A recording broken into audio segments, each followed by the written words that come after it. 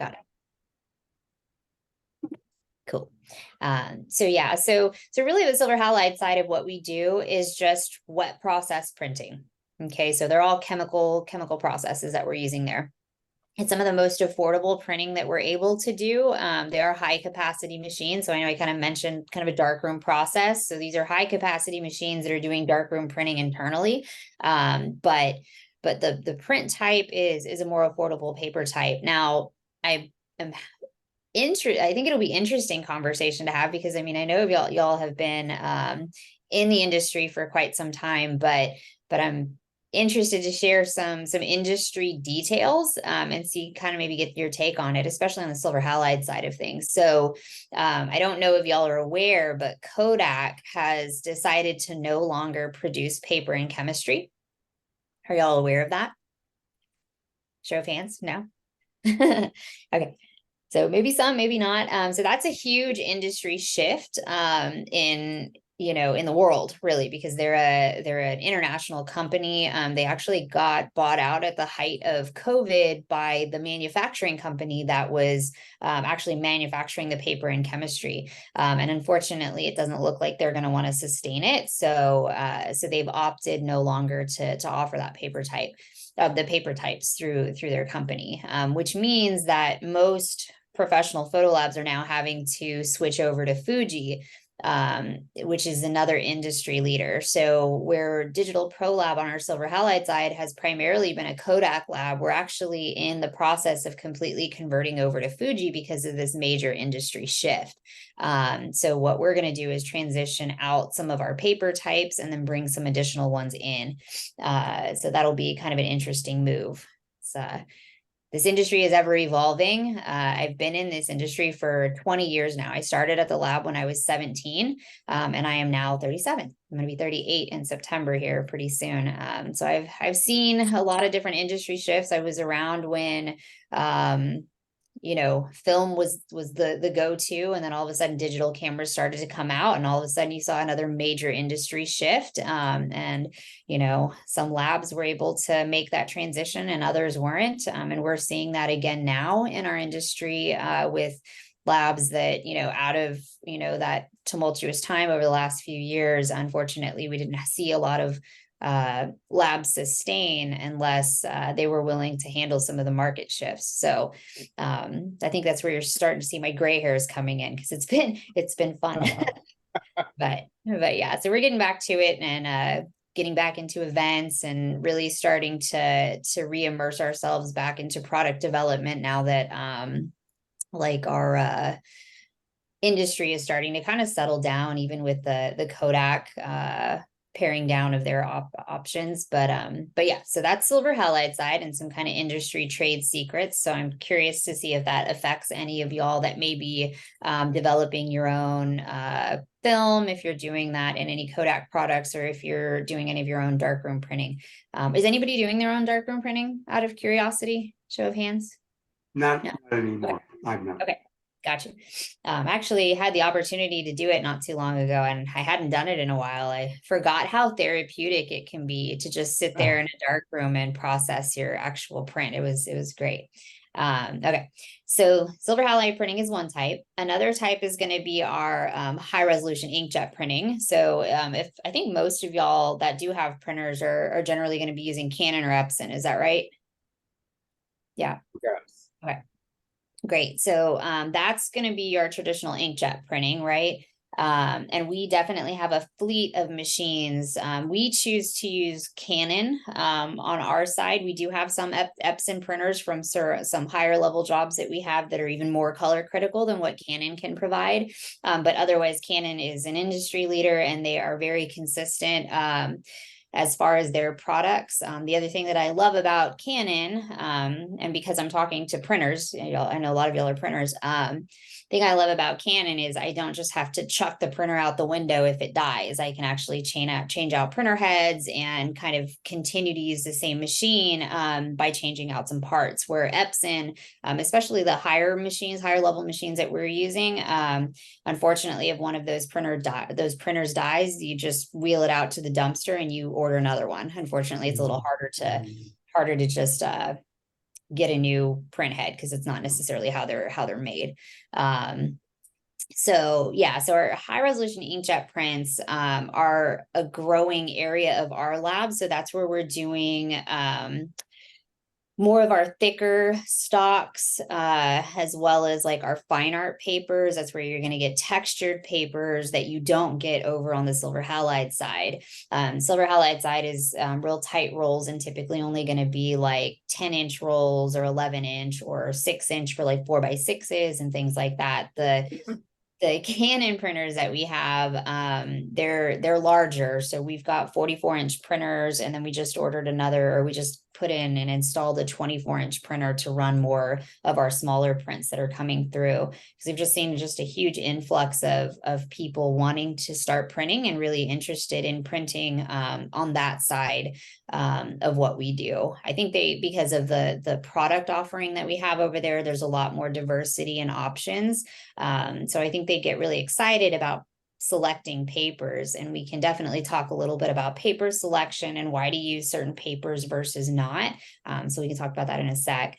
The other types of printing that we do is like a solvent printing, which is kind of an evolution of inkjet, but solvent inks are a little bit more, not a little bit, they're more durable. So they are cured with heat and light that make them harder versus an aqueous type of printer, which is what our Canons are, our inkjet prints. They're a lot more delicate. Okay, or typically need to be sprayed, like on the canvas side, which we no longer do a sprayed canvas because we've gone over to a solvent type canvas, which is in our industry a lot more durable. And then apart from the solvent printing, we're doing sublimation printing. So sublimation printing is more of our heat transfer printing. So for example, have any of y'all done metal prints? Like actual aluminum metal prints. Yeah, so that's done with a solvent process where we're printing ink. So it's technically inkjet, printing that to a transfer paper. And then the transfer paper is then taken over to a piece of metal, and it's actually pressed with heat, right? So big heat presses to transfer and infuse the ink onto sublimatable pieces like metal or wood or dog tags or, any of those other little fun gift items. That's how we're making our mugs and things like that as well. So not just prints, right? It's all, I always say that we do prints plus because in the evolution of printing, it's not just, paper products anymore. Now you can actually move over into like gifting products like mugs and mouse pads, t-shirts. If you're a sports photographer, that's where you get into some of the funner stuff, like the little flags and things like that. So we definitely have a fun line of specialty products that we're doing with that type of printing. Does anybody have any questions about those print types as of now? So silver halide, which is our wet process, then we have inkjet, and then the next level of inkjet would be solvent, and then we have sublimation printing. So any questions? I have a question. Oh, yeah. In terms of the, I guess, longevity of the print, are there some that will, like, if you want to print something and you want it to stay good for forever? Forever. Forever is like a long time, yeah.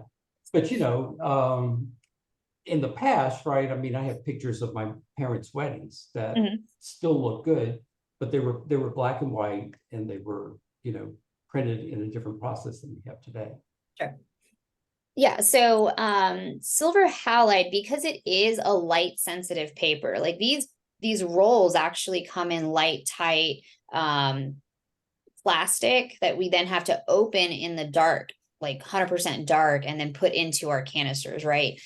So the silver halide process, because it is sensitive to light, even after the chemical process that it undergoes, it is still a bit sensitive to light. So even though the longevity rating is 150 plus years, that is typically only going to be true if you're storing it in a box in your closet, right? Mhm. So if you're going to be putting up a silver halide print on your wall, it really is going to be contingent on how close that wall is to UV light, right? So if it's in like the foyer of your home as you're walking in the door and it's getting hit with light, you know, every single day you're opening the door, or you have windows that are projecting light onto that print's actually going to fade quite a bit faster. And you'll notice it. I would probably say I have prints that are about, I think 15 to 20 years old now. And if I take them out of the frame, you can definitely see where the frame was covering areas of the image, and those areas are still 100% true to color, and the exposed area has faded over time. So you're seeing that difference.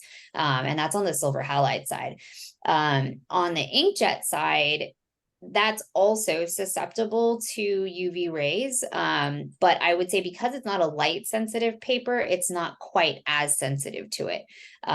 It also has a 150-year rating, if not a little bit longer. I want to say some of those might, depending on the paper type, might be about 200 years rated. But again, that's in a box, you know, in a closet. So anything is going to fade over time. You know, it's just a matter of, I mean, really, the sun is not any photographer's friend when we're talking about prints. I mean, even on the commercial side that has UV curable inks, they're rated and they don't guarantee anything past 5 years, like signage and things like that. And those are the most durable inks. So, so that's kind of a little bit on that side. As far as, you know, how to preserve your image, that's where you really start to get into framing and making sure that if you are going to be hanging prints up, regardless of whether it's silver halide or inkjet, you know, be sure to get like UV coated glass. What do they call it? The UV glass. I mean, any framer would know about that. And those actually will help mitigate some of that. We also do offer a UV laminate, which the only prints you can really laminate with the UV lam are going to be like your luster prints, because you don't want to do like a textured torch on or anything like that and laminate that. That we could spray if we needed to, but otherwise you typically are just going to take those to a framer and just go ahead and frame them behind a UV protective glass. So that's my tip. Can I ask a question? Yes. I have a black and white print that I printed and that I framed that was probably 10 years old, and I did it. And it fell and the glass broke. And it almost immediately turned purple hue. Wow. Whereas, I mean, it looked perfect up almost until the instant that it fell. I'm guessing that I framed it too early and didn't let it cure. I Possibly. Yeah. Yeah, that's possible. Oxygen has a lot to do with how, you know, inks are going to respond too. So if you had it behind glass, the thing I'd be curious about is if that image was pressed up onto the glass and when it fell in the glass, because the glass shattered, right? Yes. Okay. If perhaps there was some aspect of the image that actually got impressed onto the glass, and when it fell, it almost took off like a tiny layer of that image. Does that make sense? Was it a gloss or a luster print? Yeah, it was a luster print, and it was matted, so it wasn't directly. Oh, it wasn't directly. Okay. Yeah. Mhm. I mean, it could also be the color of the glass. So there's a lot of things. I'd want to look at it specifically to see what might have caused it. But it could just be oxygen. As soon as it hit the oxygen, it was like, nah, I don't like you. That's what it seemed like, but Yeah. thank you. Any other questions regarding any of those? Yeah, Robert. Yes, that's what did you call it? The silver Halide. halide. Is Yeah, that for like Mhm. is that for like to make film prints? I mean, prints out of from a film or also from digital files? So that's only digital files. So we're only doing digital printing in the lab. We're not actually doing your traditional darkroom printing. So what happens is when you're sending in digital files to Digital Pro Lab to get printed, those digital files are then projected with 3 lasers within the machine. It's a red laser, a green laser, and a blue laser, right? RGB, yeah. And that's projecting that image onto the light sensitive paper, and it's just doing it by means of digital reproduction, versus your traditional darkroom printing, right, where you're actually putting in a negative and the light is shining through that negative. So there's no lasers being used per se, but it is light being projected onto light sensitive paper. So in the digital process, there's no negative, right? Even because we do cater to the film photographers, right, or archiving, that we get a lot of like 35mm film or 120 film or medium format in, and we have negative masks that we place those negatives in, and the Noritsu machines are scanning them, creating a digital version of it, and still projecting that digital version onto the light sensitive paper, because it is a digital machine. So even in that process, we're doing a digital process. Okay, got it. Thank you. Yeah. Anything else? No? Okay. So let's see, which direction should I go next? Because I feel like that was a lot. So that was paper, that was longevity. Oh, let me say one other tip on longevity. So even though we kind of talked about this like light sensitive paper, that's, the silver halide process. The one thing I will tell you that silver halide has over anything else is durability in water. Okay, so in the event of a flood, because San Antonio is known to flood every now and then, silver halide prints, because they were born in a wet process, they can get wet and they'll be totally fine. Just put them out like on a piece of like newspaper, and it's 100% fine once it dries. You can even get it a little wet and it's fine. Just kind of wipe it. I mean, not anything abrasive, obviously, but you can wipe it down and it's just fine. Versus the inkjet, the ink sits on the paper, so it's a lot more sensitive and susceptible to scratching. Not that the silver halide isn't susceptible to scratching, but it's a lot harder to scratch a silver halide print because you're not really scratching anything off of it. Other than emulsion, and emulsion is really just that top layer of the paper that gets exposed, right? So you'd really have to take a knife or something to it to get it to scratch. But yeah, fine art prints are very delicate because of that ink sitting on that paper. So that's another pro tip. Let's see what else. All right, so which direction should I go? Well, did you say you have like a little Yeah, I have some PowerPoint or something like that? Well, I don't have a PowerPoint just because I figured say, depending on like depending on kind of the directions y'all want to go, we can kind of go in several directions. So what I can do is show you some different characteristics of paper, and then we can kind of see where that goes, because I'd love to show y'all soft proofing. That's something that most people don't often do. How many of you are soft proofing or even know what soft proofing is? Show of hands. Well, I know what it is. I just don't. Okay. Okay, maybe don't put it. Okay, so I'm going to culminate to that to make sure by the end of the presentation that y'all know that you have another tool in your toolkit to be able to almost guarantee that what you see on your monitor is going to be what you produce in print. Okay, so I'll take you through that process, but let me talk a little bit about the paper characteristics first, because that's going to be important for that soft proofing process. Okay. I'm sorry. Yeah, could I interrupt and ask a quick question before you move on? Yeah. Thank you. So if you had a film, hypothetically, I ask for a friend. If you have a piece of a film picture that you want printed, and you want it printed in a specific way, would it be wisest then for you, the photographer, to turn that into a digital file first?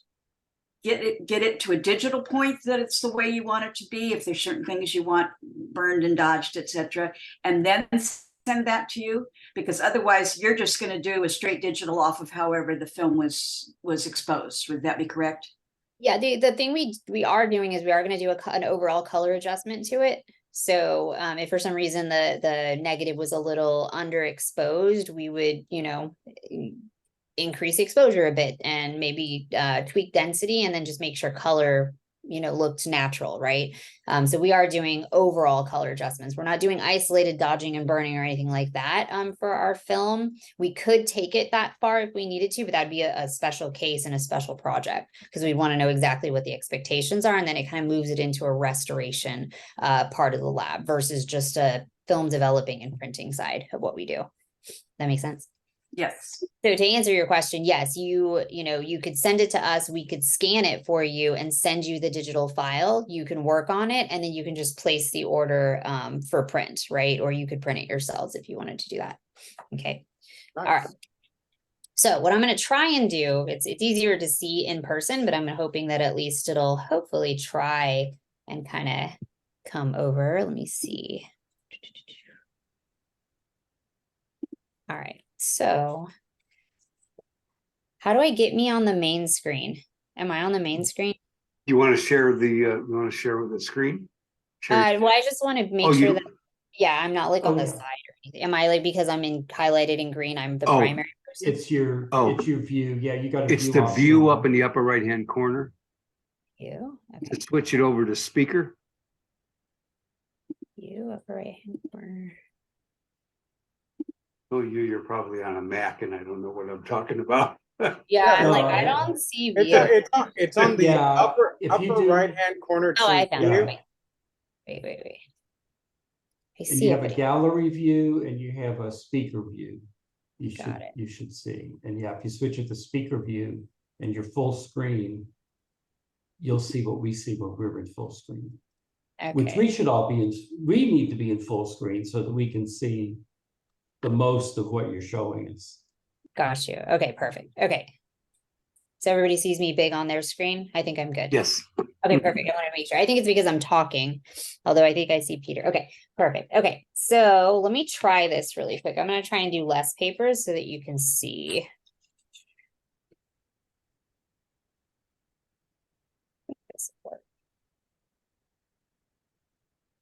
Can you see that there's a difference in white between this paper and that paper? Yes. Yes. Are you able to see that? Okay.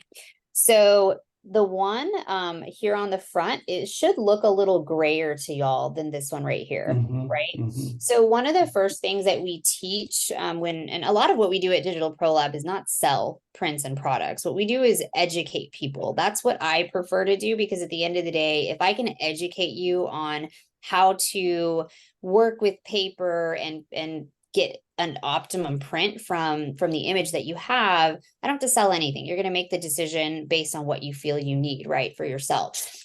So part of that education is not to look at the images that you're printing when you come in, or when you're yourselves evaluating what papers to print on.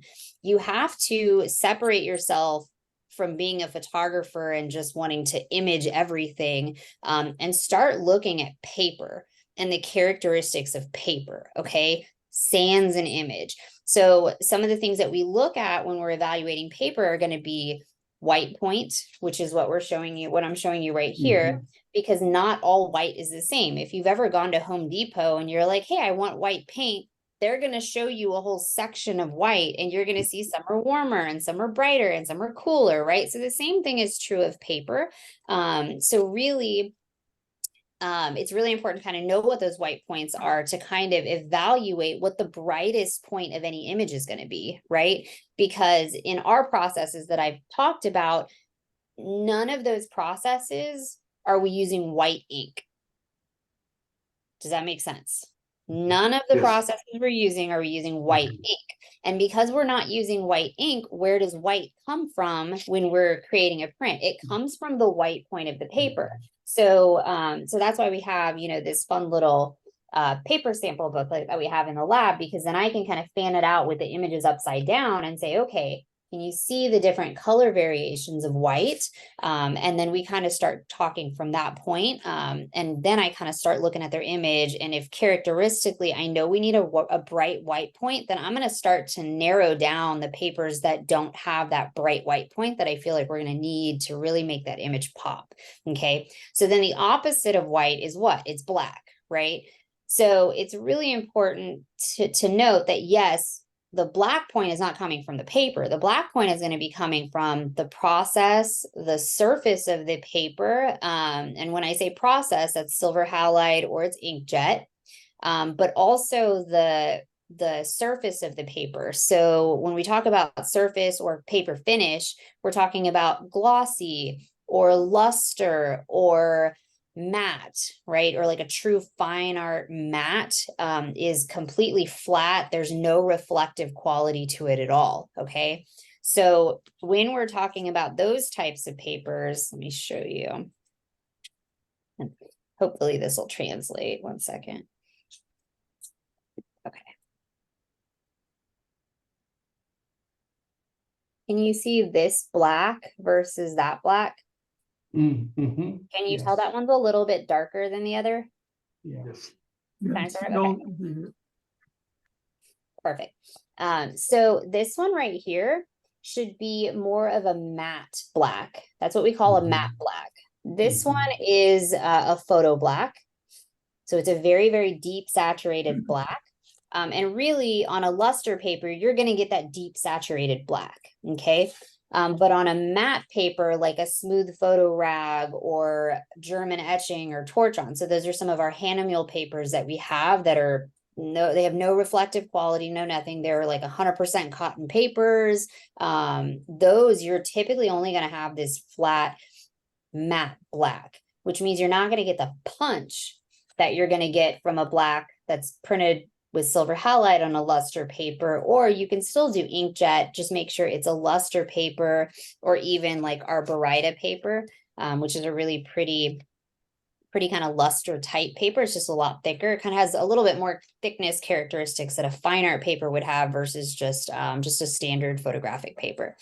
So you got your white point, can be, really bright, can be kind of warm, or you have your black point. It can be that photo black, which is a really, really deep saturated black, or it can be a matte black. Okay. So already we're dealing with just two, I'm going to call them colors, but for lack of a better term, right? Just black and white. Now, when we start to get into the colors themselves, let me pull something else really quick. Bear with me.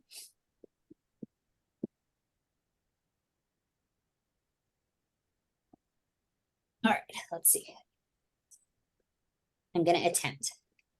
Can everybody see those color ranges? Yes. Okay. So I want you to focus on the red. Does everybody see the red? I think I'm pointing to it here and here, right here. All right. So with silver halide, unfortunately, we cannot produce the color ranges that our screens can actually produce. Okay. Because of this, light projected onto light sensitive paper, there's no ink. Okay. It's just light and the characteristics of what light is able to produce on light sensitive paper. So reds and neon greens, some like purples or violets don't render very well in print compared to our monitors because of the limitation of the process. And then you have inkjet, and it's all ink, so just like painting, right? You can mix paints and produce very vibrant, rich colors. So that's the same kind of process generally. And that's where we start to see that those reds that you didn't, or vibrant greens that you didn't get with silver halide, you start to see those in our inkjet process. So if we kind of compare that red to this red, that's a night and day difference. Okay. And that's a characteristic of the process, not necessarily the paper. But let me get one more. And let's compare two inkjet prints. So these should have the gamut range of color that's really wide, right? You have a wide gamut range here. But I do want you to see that white and black point. Let's see. Black. Can you see it there? Yep. And then when you look at color,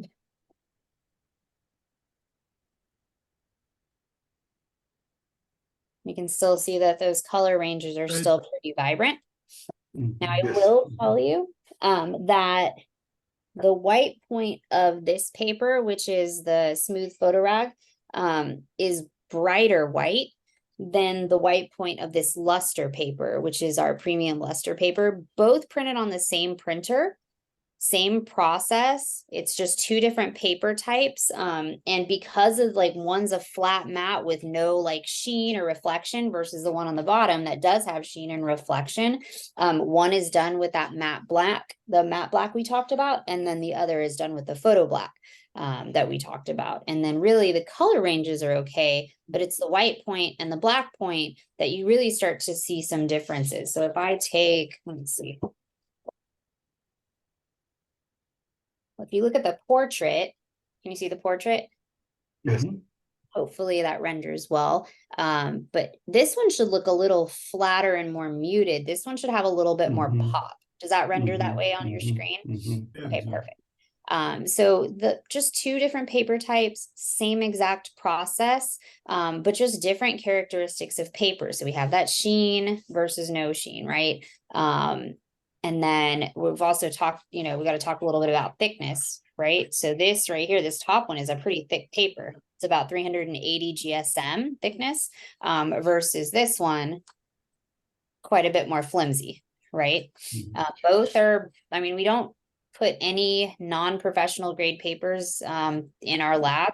Don't use consumer grade anything. As expensive as that is, I would rather be offering the best than not the best. And even then, you're going to have a lot of options with what we carry.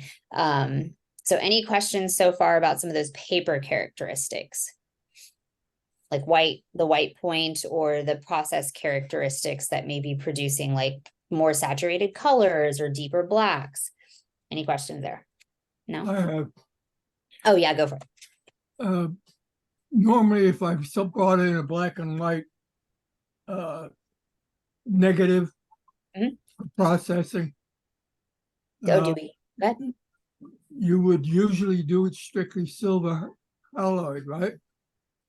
It can be produced on anything. If we're scanning your negative, it's going to be created into a digital file, so we can print that silver halide or inkjet, whichever you prefer. Yeah. Okay, then the paper would be the one that would give you the best blacks and whites. Really, it's up to you on how you want your black and white image to look in print, right? So if you really want, like, I love contrasty black and white. If anybody's ever seen my work, it's all about like, I'm going to crunch those blacks so there's like no detail if I don't need to have it, and whites are going to have real bright white. So I'm going to look for the paper that has the brightest white and the blackest black. So that's generally going to be not silver halide. It's going to be a Baryta paper that's inkjet, or it's going to be the premium luster paper, which is inkjet, which is one that I did show you. I have printed on the matte papers, but because I like that punchy black, I'm not typically going to sacrifice that black simply because I like the paper type. I'm going to want to maintain the black because that's how I edited it, and I don't want it to mute down. And I can show you examples of that when we go into soft proofing, that you can emulate what it's going to look like and what's going to drop down, whether it's color or it's that saturation in black that you want to maintain. And you can emulate that again in soft proofing that we'll get to in a little bit. Did I answer the question? So, and I have a kind of a follow on to that. So again, this kind of relates to going to the storefront. Rather than just sending a file digitally to you, we can show you the image and talk about to one of your staff, probably not you, because I'm sure you're pretty busy, but this is, yeah, I do a lot of monochrome. I love monochrome. Great. So I'm like you, I like to see the contrasting kind of images. Yeah. But sometimes you want a little bit more muted black, right? Depending on what you're doing. Exactly. So that's where you guys could, because I'm an amateur. I could bring the picture electronically. Yeah. And then your guys can tell me what we give me recommend. some ideas of what, yeah. Yeah, If I want absolutely. the contrast, do this. If you don't want the contrast, do that. Yeah. Exactly. Yeah. And we'll kind of talk about those things, right? Like, okay, it's always going to be a little bit of a give and take. So even though my recommendation for most of my work, or probably in your case as well, would be to go with like a Baryta or a luster, because you want to maintain that saturation of the black point. There are some instances where I would tell you not to use those. So if like I have one image that I love and I've been wanting to print it. It's 95% of the image is 100% black. And then Mhm. there is this tiny sliver. It looks like a bodyscape, but it actually, I went to the botanical gardens at night and the light was hitting it just perfect. It was a tree. It just happens to look like a bodyscape the way that it's shaped. But I mean, it's literally 5% of the image is gray and white, and the rest is all black because it was pitch black outside. I would be reluctant to print that on a luster paper or even a gloss paper, because that black on anything that has reflective quality is going to reflect light back to me Uh, when I'm looking at the image, right? And I don't want any of that to happen, because then it's distracting from the overall image when it's got reflection on the black. So in that case, I'd probably want to try to do like a smooth photo rag, even though it's gonna mute the black. I would rather have a muted black than a black that reflects light back to me and distracts on my image, if that makes sense. it does, and it again, another question then. Framing, because I know now you could get not just glass, right? You could get glass that is, like you say, UV, and you can get some that's not too rough, it's more matte. Mhm. Does that weigh into, I guess, the decision on what you're going to print, how you're going to print? Yeah, so if you're going to do a non-glare glass, typically non-glare glass is going to mute your color and your really the overall look of your image. It kind of flattens everything. So you do have to take that into account a little bit. But at the end of the day, I mean, it's all give and take. You're just going to have to know the pros and cons and figure out which ones you're willing to sacrifice and which ones you're not, you know? So, I mean, I just printed not too long ago a very large smooth photo rag print, and I opted not to put it behind glass. But I knew where it was going to go. I knew it wasn't going to be touched by UV light. I knew it was going very high, so there was no risk of like, it getting wet or dirty or touched or anything like that. So, I mean, a lot of that like placement of image comes into play as well when you're starting to make some of these decisions. So yeah. And do you spray a coating on that when you don't put it behind glass? I didn't, because I knew it wasn't necessary in my case, but I would typically advise that you coat it. If you're not sure, like if you're selling a print, you don't know where it's going. You always want to protect the print for as many situations as you can. But because I'm controlling my situation, I was pretty confident I didn't need it to be sprayed. Mhm. And the spray generally will add a little bit of a tiny bit of a sheen to it. So if I don't have to spray it, I personally won't. But I'm not telling you not to. I'm just telling you I personally. Right. not recommending or not recommending. I'm giving you the options, right? I'm educating. So yeah. Okay, so kind of talk some characteristics of paper. The only other characteristic we can talk about apart from like sheen and shine and matte, right? So that's the finish. The next is going to be the texture. So paper texture is really important. And a lot of people don't really consider what it can do for an image. I'm going to try and do these two here. You see how they translate. I may need to get a light. Okay, let's see. Scoop this way. Okay, so if you look at this bird right here, there shouldn't be very much texture. Can you all see any texture there? Not too much, right? Okay, how about this one? Can you see texture on that one? Let me do it this way. Let's see. Let me see if I can get my light over here. Hold on. Really need a little bit of a drop. Right. Let's see. Without creating too much. Yeah, it's blown out. Yeah, okay, how about that? Maybe I'll wash it this way. Difficult to tell, but just slight, I think slightly. Trying to get the light just right. There you go. I see Okay. some. Yeah, there it Yeah, is. yeah. Yeah. Okay, I was like, I'm gonna get it. There Yeah, you go. there it is. Okay, Yeah. it's pretty dramatic compared to, let me go back to this Mhm. one, Mhm.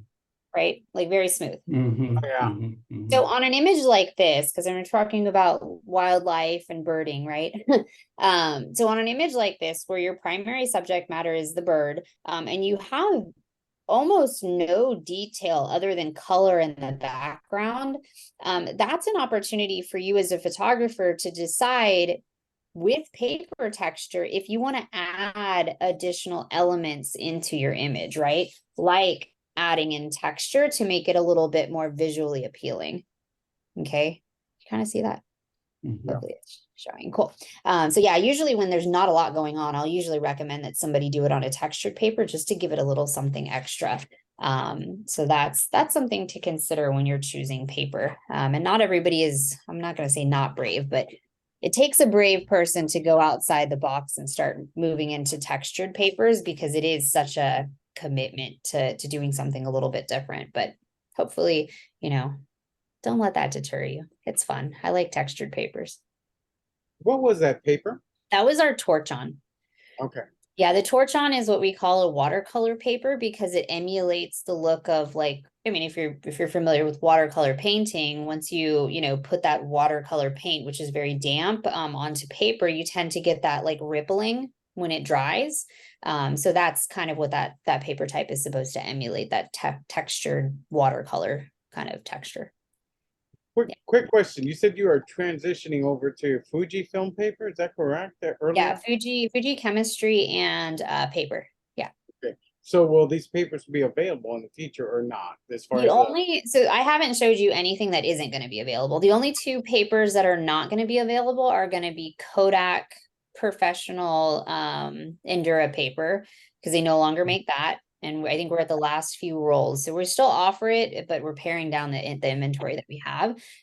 Glossy paper, which we really only do up to 12 by 18 size. We're going to go ahead and phase that out on the silver halide side, just because we don't get as many requests for it. And silver halide paper, because it is light sensitive, it does have expiration dates on it, and they do turn pink over time. So I'm not going to keep paper that it's not going to move. So what we're doing on the silver halide side is we're going to transition from Kodak Professional Endura, which is our luster paper, over to Fuji's, I think it's type C. I'm trying to get the terminology because the transition is fairly recent, but it's their type C, which is their professional line of paper. It's not going to be Fuji Crystal Archive, which is what you typically get when you go to like a Walgreens or a Walmart and they do the prints, like they send them off and get them to you. That's what we consider a consumer grade paper. Oftentimes, if you're comparing it, you can like it feels like tissue paper. It's very thin paper. But yeah, we're gonna go with top of the line Fuji professional paper when we bring that in. But I think we're only right now going to carry the luster on the silver halide side, because that is, to be perfectly honest, that's like 90% of what we do already. So it didn't make sense to bring in two additional papers that may not move, but it doesn't mean that we don't have metallic on the inkjet side. We brought in a high-end premium metallic paper, knowing that transition was coming down the pipeline. So we have that available on the inkjet side. Glossy paper is the only thing we have not added to our product line in lieu of this transition, but not a lot of people are printing on glossy papers. And I don't know if that's just kind of because we have so many other luster and matte options that are just a little bit more interesting. Or sometimes the people that want gloss are kind of opting to do metal. Because it has that high gloss look to it. You don't need to frame it. It's ready to hang. It's a little bit more contemporary. So that's one reason there too. So, like I said, I'm trying to listen to what people need and run numbers and figure out, what's going to be the best option for what everybody needs. brilliant. Okay. Any other questions? So you mentioned metal, Mhm. and I've heard metallic or pearlescent or pearl, Yep. right? Those terms around. And I was just wondering if you could comment on what kind of photography that's good for, or what kind of images that lends itself to. Yeah, so metallic paper, which is not to be confused with metal. Okay, well, and there's two different types of metal we can talk about in a little bit, but metallic paper, when we're looking at the white point, is not a clean white look. It has a pearlescence to it, which we like. If you look at a pearl, like a literal pearl, it has that like iridescence, right? So the metallic paper has that same iridescent look to it. It's just, you know, kind of silver creamy white, you know, that pearlescent color. The good thing about metallic paper is because it reacts to light, as you move it around, that pearlescence is hit by light differently. So depending on when you're moving across it or when it's moving around, it actually has a little bit of a three-dimensionality to it because it is moving as the light is moving.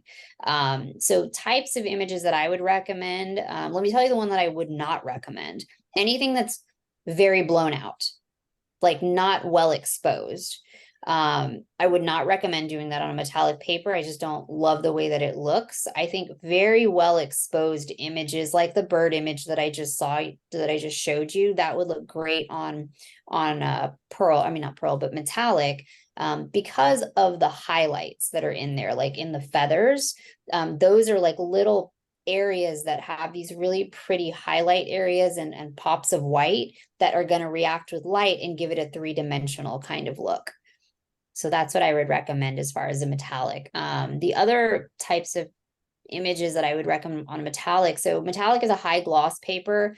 I generally will recommend, or will at least teach, like choice when we're talking about what images are great on what papers. I always say, look at the image and tell me what characteristics your subject has. Okay.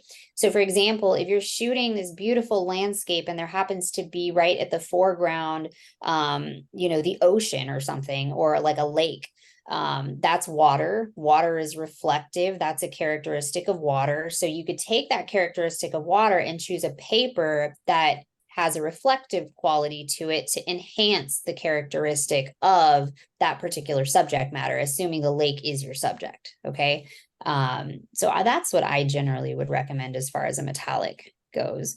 For metal, there's two types of metal that we offer. There's more that we can bring in, and we do it kind of on a case-by-case basis. But the two that we offer are both high gloss. One has a white base, because remember, we do not use white ink. So we want to make sure that there's a white base so the image is true to what you typically see. And then the other one that we offer is a silver metal. So instead of it having a white base, it's silver. Literally like aluminum, like a sheet of aluminum is what it looks like. So when we image that aluminum, there is no white point. The white is silver. And when light hits that silver, that's when the light reflects and creates white in the image. But it is very contingent on light hitting the image in order to produce what you would consider like a true to color image. But even that, but it's got these very interesting qualities. So I love doing black and white on the silver metal because it's a little bit more contemporary. Again, if you're moving around it, you get these really pretty like silvers that you're seeing in the white points of your image, and it just moves with you, and it's more interesting to look at. So that's what I'd recommend for like silver metal. We're actually going to have some on display at the show that we'll be showcasing at the end of the month, if y'all want to come by and see it. I'll talk about that a little bit later. Okay, so I do want to get into the soft proofing side of stuff. So really quick. Okay, bear with me. All right, let me see if I can share my screen so y'all can see some stuff. Okay. We can individually put you on the whole screen. That's what I did. I don't know if you guys have done that. Well, but she wants to do her computer. Oh, okay. She I wants to didn't know share that. her. That I Yeah, didn't- I'm gonna try and share my computer. I don't know what's gonna pop up, so just go with it. Wow. Okay, so Let me go to Safari, share. Open system preferences, and I'm supposed to allow Zoom to share my screen recording. One sec, I gotta enter my password here. Mhm. Yeah, I've allowed you to share your screen, so And choose. And depending on what computer you have, you should be able to share just a window if you want to. Let me see. I'm gonna try. It's telling me I need to shut down oh, Zoom, but I'm gonna try not to have to shut down Zoom. Let me try it one more time. All right, because y'all can't see my screen right now, right? no. No. Okay, let me try again. Share.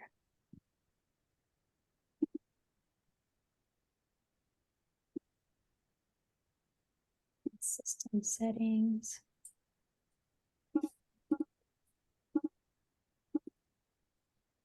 Robert. Hoping this works, because otherwise. No, Mhm. Okay. Do you mind if I step out like for 2 seconds? It just wants me to refresh it so that I can enable it, because I Sure. had my screen sharing Okay. was not enabled on my Mac. So just give me literally 2 seconds. I don't think it'll take long at all. That's fine. Cool. Talk amongst yourselves. So, Robert, why am I like Yes. Gandalf? I'm sorry? Why am I like Gandalf? Oh, you're Gandalf the Grey, man. You're all knowing and all powerful, brother.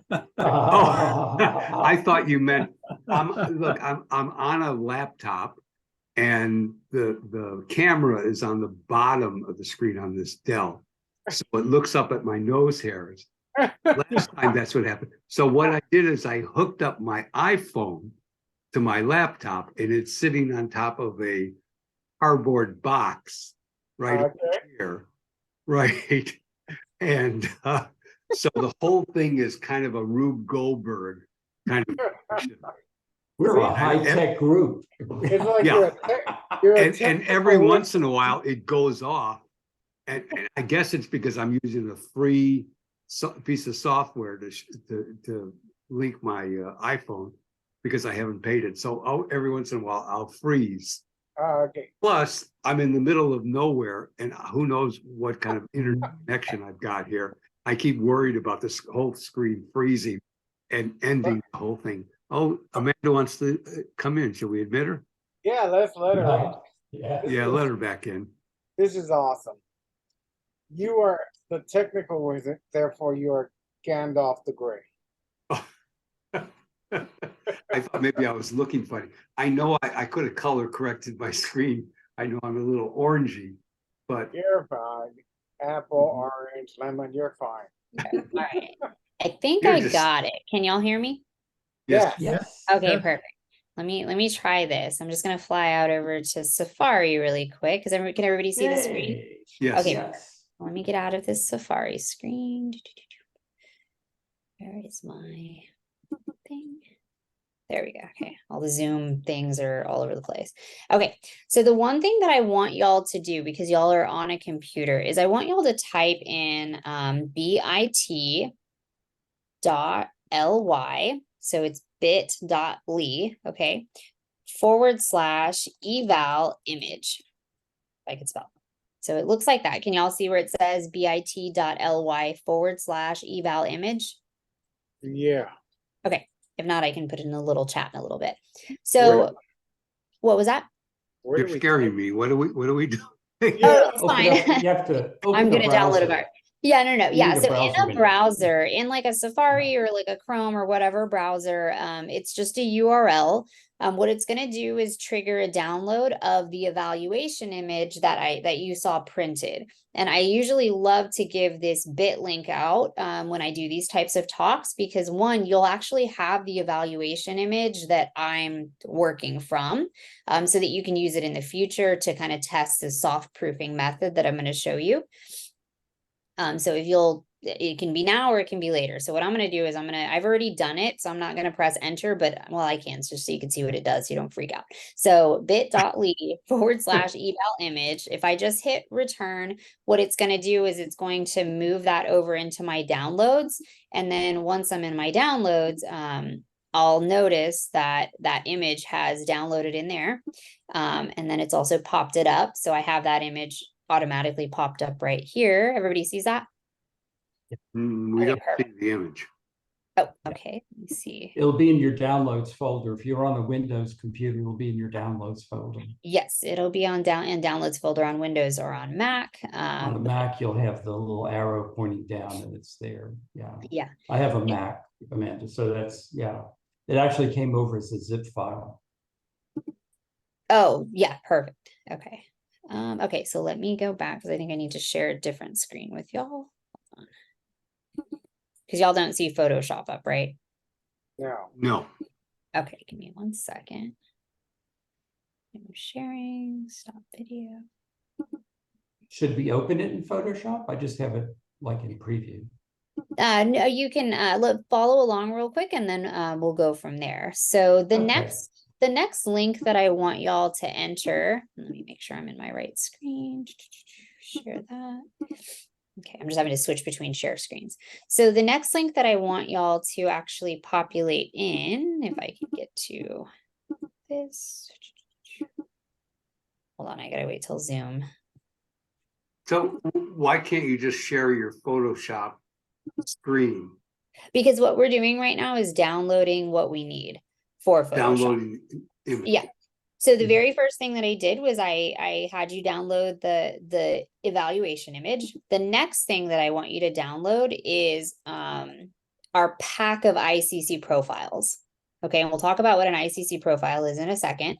But if you type in bit.ly/DPL profiles, and then hit enter, what it's going to do is it's going to download either a zip file or just a folder of our Digital Pro Lab paper profiles for the papers that I was showing you, as well as additional papers. And when we're soft proofing, we need those ICC profiles to actually toggle between papers in the ICC or in the soft proofing process, so that you can switch and toggle between different papers and see which ones you like better because of the characteristics that they're going to emulate. Okay, so y'all can do that now if you want. So it's bit.ly/DPL profiles. And If then you could put those links in the chat, that would be really helpful. Yes, let me see. Hold on, don't know what that is. Let me do that now. Chat. So first one is bit.ly/image. And then the next one is bit.ly/DPL profiles. Okay, so those are the two links. That'll get you all the things that you need. The next thing I want to make sure, let me just go to a new share. I think I want to do my desktop. Let me try that. Okay. So I'm going to go into my downloads folder just so y'all can see what's in that ICC profile pack. So let me come in here. So when I downloaded that, what I got was a series of files that with a .ICC extension. Perfect. So those are our ICC profiles. That's okay. Okay. All right. That's exactly what those are. So, and that's what I'm showing right here on the screen. Everybody can see the folder that says DPL ICC profiles. Yes. Yeah. Okay, perfect. Yeah.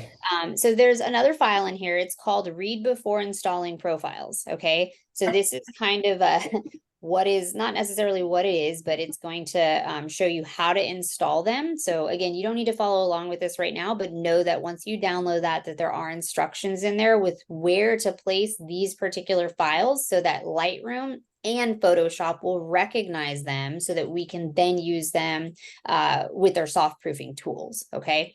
So I'll just kind of read really quick. Well, first of all, because the one thing I haven't talked about is monitor calibration. So I'm just going to talk about it briefly here in a second. But if you've not calibrated your monitor, this is not recommended that you color adjust your images or soft proof, okay, until you've done this. And I'll explain again what that is for those of you that are not aware of it.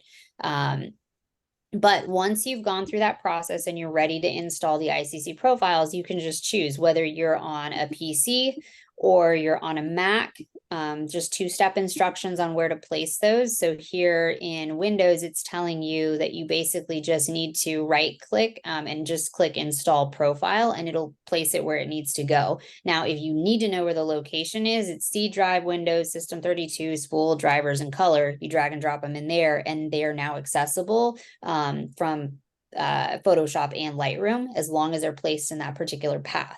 Same thing with our Mac. So there's the path right there, Macintosh HD, library, color sync, and then profiles. So in profiles, just drag and drop them into there, and they will be visible in Photoshop and Lightroom. Does everybody understand that so far? And if you forget, click on the README, follow the instructions. Super simple. Two-part instructions, you'll be done. All right. So once you've done that, and let's assume I've grabbed those in and I've placed them in the folder path locations where they need to go, which I've already done. So I'm going to go ahead and close out of this, and I'm going to start in Lightroom. How many of you are using Lightroom versus Photoshop? Just kind of quick show of hands. Using both, actually. So a few of y'all. Okay. And Photoshop for the majority of y'all? Is that what I'm seeing? Printing? Is that what you're asking for printing? What do we use for printing, or what do we use? Just for editing. Oh, for editing. Lightroom. For editing. Most y'all are using Lightroom. Let me see. I can't see everybody's heads. All right, show of hands. Who's using Lightroom? Who's using Photoshop? Using both. Well, Using both. What are the rest of Both. y'all using? On one. On one. Okay, so I don't have on one installed on my computer, but I would imagine on one's going to have some soft proofing capabilities. I just am not super familiar with it. It's a little bit of an outlier. Anybody else? I'm using Affinity. I actually really like Affinity. Is it still like $75? It's a little bit more, but it's not very expensive. No. Yeah, I No, like it. Consider it's a one-time Yeah, thing. no, I had to pay to upgrade to version 2, but yeah, that was it. Got it. So yeah, so I'm going to show both the Photoshop and the Lightroom parts of it. As far as Affinity or on one go, you'll just have to kind of probably Google and see soft proofing and see if they have a soft proofing capability. I'm pretty confident that at least on one is going to have it. I'm not sure about Affinity. So we'd have to look at that. All right, so I'm going to start in Lightroom really quick. Let me just move over. Everybody can see my Lightroom screen. Okay. All right, so right now I'm in my I'm in my library module. So you can see my images there for my film strip at the bottom. What I want to do is go into the develop module. And in the develop module, lower bar right here, so our little toolbar, the first thing I want to point out is this little triangle, this upside down triangle. So if I move down, I can actually see all of the options that are available that I can actually place right here along this bar. Now, I personally don't use most of these things in the develop module, so I like to pare most of those down so I don't have clutter on my toolbars. And the ones that I want to keep are the ones that are here checked. But otherwise, if I wanted to bring back a star rating, I could do that by just clicking rating, but I'm going to get rid of it. You saw it pop up and go away. Now, if you do not see the soft proofing option here in Lightroom, it is simply because it is not checked over here. So just make sure that it's checked. So don't freak out. It's there. You just need to enable it. Once you've enabled it, after you've placed all of those files in the folder structure that we just went over from that little doc, those ICC profiles, and again, I'm about to explain what they are now located in Lightroom. So once I just click this little checkbox for soft proofing, it opens up this little palette over here, and then it says profile, and over to the right of it, it starts as sRGB. If I click on it, I now have all of these ICC profiles. Now, for you, initially, you will not have them. You will have to click other, and you will have to check, enable all the DPL paper profiles, and see we're seeing the Hahnemuhle papers. That's a smooth photo rag, German etching, Epson's luster paper. So there's a few different ones in there that we've provided you so that you can actually see the characteristic changes of each one. So I'm going to go ahead and click OK.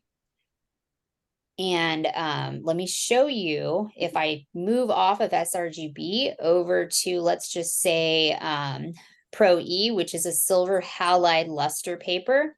I'm going to go ahead and click on that. I want you to look at the color blocks at the top middle of the screen and watch how they shift. Are you ready? Mhm.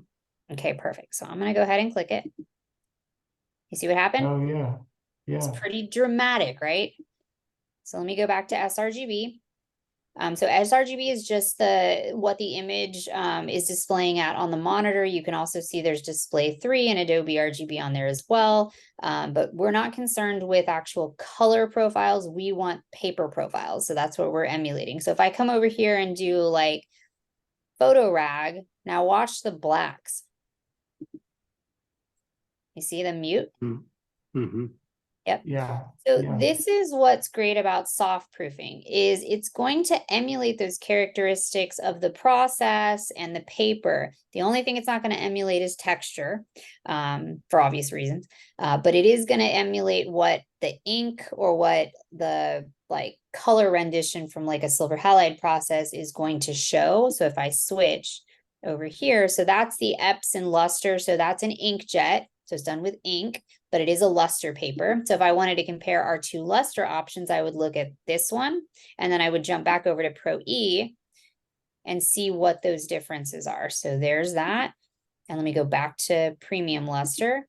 And a lot of it is in color. Now I want you to keep looking at it. I'm just going to pop back and forth a couple of times. Look at the black. So the black doesn't have a drastic difference. And you can see that here, like in her collar area, that it doesn't change too much. You see that? Mhm. The major areas are going to be right in here in the color. And you can see that like in your full color image over here, we got a lot of red. And then a lot of like lime greens from the grass. Just kind of mutes everything. So when we're talking about paper, it depends on what you're printing, right? So if you're printing a like neutral toned image portrait, like the girl on the bottom, we're not seeing drastic shifts. We're really not seeing drastic shifts, right? We are starting to see those drastic shifts if we're looking at, say, the upper right corner with the hand and like the light trails or the star trails. We're seeing a difference in that red. So again, it's a choice between two different processes, silver halide or inkjet, and which one is going to be capable of producing what you're seeing on your screen. And really, if it's the girl, I could go with the less expensive paper because I'm not going to notice a major difference. But with the more fine art print of the light, the star trails in the hand, that's a little bit more artistic and I want to maintain that color quality. So I probably want to go ahead and upgrade to a premium luster to maintain that, that color, that saturation of that red. Okay. And that's a soft proofing process. So ICC profiles, let me actually pop my head back on here. Okay. Does everybody see my head? Yes. Okay, perfect. So ICC profiles are, let's see, what's the best way I can explain them? They're kind of like the bridge between paper, printer, and monitor. So no printer is created equal. Okay, so we could have an Epson, or sorry, a Canon 4100 and a Canon 4100, exact same make and model side by side, and they will never be 100% accurate right out of the box. Okay.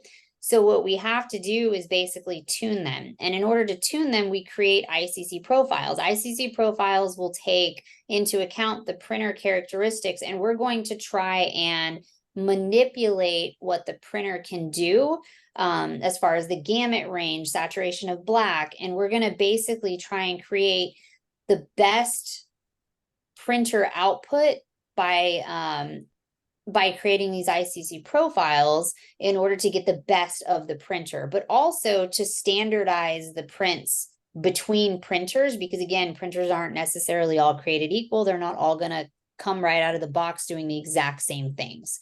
The other thing, because you saw in that ICC profile pack, there wasn't just one ICC profile, right? It was not like printer, printer, printer, and that's all you get. It's printers specific to papers. So ICC profiles are really specific to papers on specific printers. So for example, you have your smooth photo rag and you have your Barita and you have your premium luster. They all need independent ICC profiles because we want to get the best color on that paper on all papers for consistency. So in order to, let me make sure because I'm not seeing everybody real quick. Hold on. So if you have an image that you've adjusted the exposure, saturation, everything, and then once you decide to print it, you go in, you click soft proofing, and then you adjust that to get it to what you want to see on the.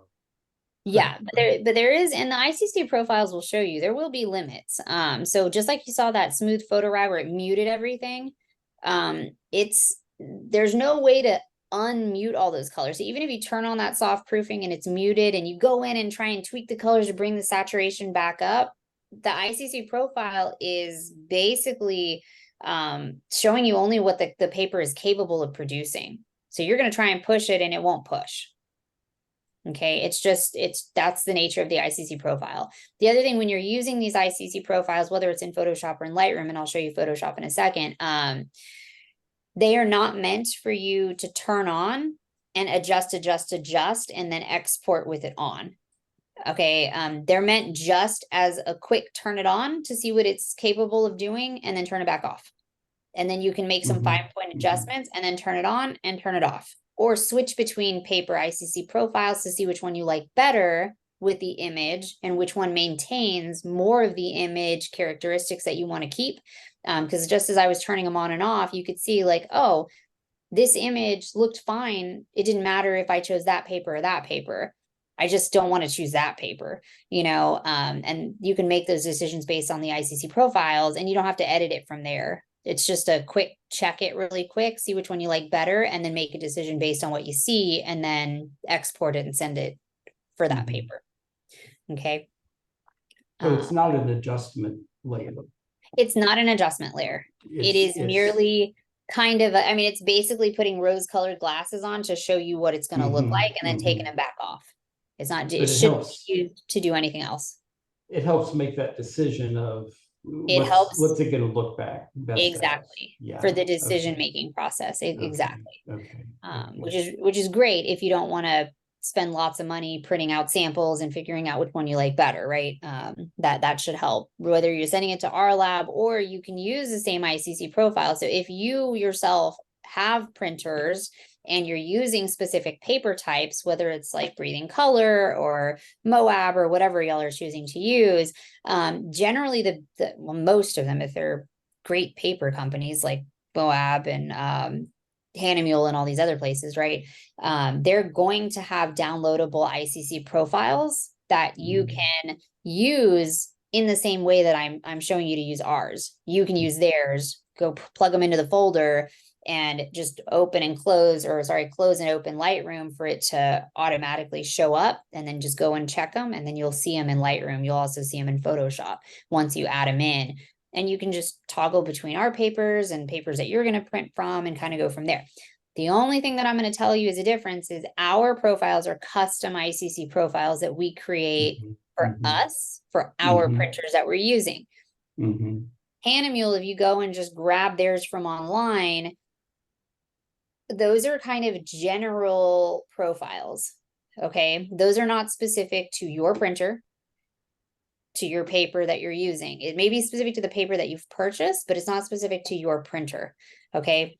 Because again, no printers are created equal. So your printer, you may have a Canon, whatever, and somebody else may have the exact same Canon. But until you get those in tune to the industry standard, you're really not going to get 100% accuracy, which is why we create our own custom ICC profiles. And if you're a printer and have your own printer, you should be creating your own custom ICC profiles too, to really get the best color.